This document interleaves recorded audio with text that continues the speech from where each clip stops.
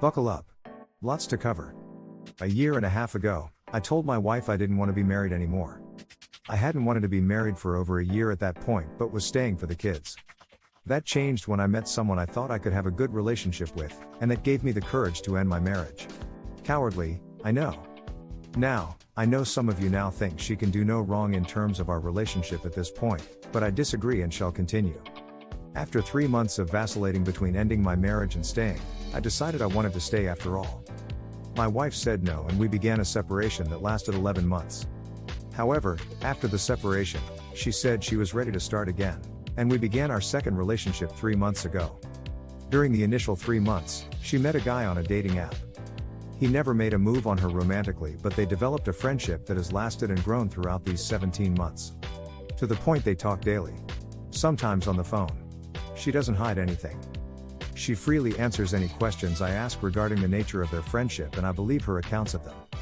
Well, a little over a month ago, he told her that he and his kids were going to be kicked out of his apartment because he couldn't pay the rent, and he asked for a loan of $1,300. She gave it to him. Then told me later that day, after the fact. She said she didn't tell me before because she thought I'd say no. I believe I'd have said it's her choice, but thanks for consulting me. But I don't know, as I wasn't given the chance. A few weeks after that, she goes to his apartment to play tabletop games with him and his friend. I wasn't a fan of this. I was concerned for her to be alone with him. I don't believe she would do anything with him, but he did ask her if we'd open our marriage so they could hook up. She declined. So my ask was that if the other friend was leaving, she should leave too, so they won't be alone. She agreed. Anyways, while there, she sees him using substances, which makes her uncomfortable, but she stays. He made a few passes at her, which she first ignored, then chastised him. The friend also chastised him, saying he shouldn't be hitting on married women. He later apologized, but added that he wasn't in his right mind due to the substances. A few weeks after that, they arranged to play tabletop games again. She, he, his kids, and the same friend were going to eat at a pretty expensive restaurant, around 2:30 p.m., then return to his house again to play the games.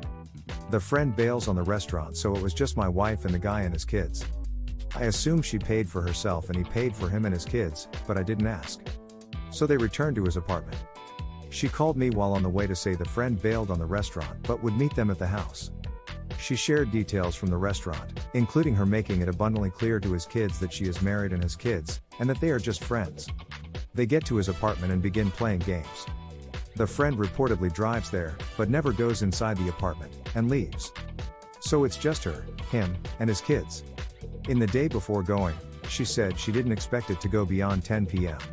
Well, about 9:50 p.m., she texts me that they're getting pizza, then will return to finish the games. They finish the game around 11 p.m., and she calls me on the way home. She shares about the games. This is also when she tells me the friend never showed up to play games. Then, a few minutes later, she told me the kids got picked up at 10 p.m. They waited for the kids to get picked up before getting pizza. This means they were alone for the last hour. She said it's fine, because she's not interested in him like that, and would never cheat. I said it's not fine, because when you are in a relationship you should tell your partner ahead of time if you're going to be alone with a person of the opposite sex at their house, at least as a courtesy. She said maybe in a normal relationship, but we don't have a normal relationship. I said to not do that is disrespectful to the relationship. She then shared that she spent time alone with another man a week ago in his car as they returned from an event together and sat and talked for 30 minutes while waiting for the rest of the group to catch up. And that there's nothing wrong with it, and I just don't like this particular guy. So what's the verdict? AITA? Comment with your opinion. Like and subscribe for more AITA dilemmas.